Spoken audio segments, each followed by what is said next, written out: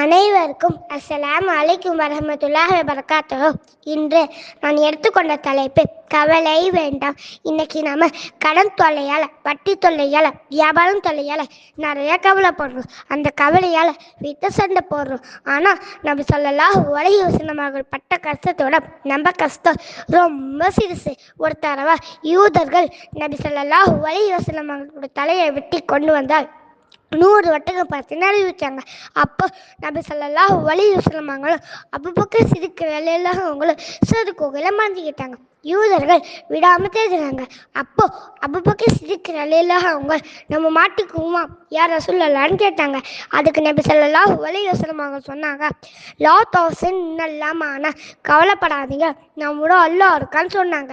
சிலந்தி வழியால் அல்லாஹ் அவங்கள காப்பாற்றினாங்க. அதே மாதிரி தான் நம்மளே எதாவது கவலைப்பட்டோம்னா அல்லாஹ் இருக்கான்னு நினச்சிக்கணும். அல்லாஹ் நம்மளையும் காப்பாற்றுவான். ஆகவே எந்த பிரச்சனையாக இருந்தாலும் அல்லாஹ்வை நினைப்போம், அல்லாஹ் கிட்ட துவா கேட்போம்.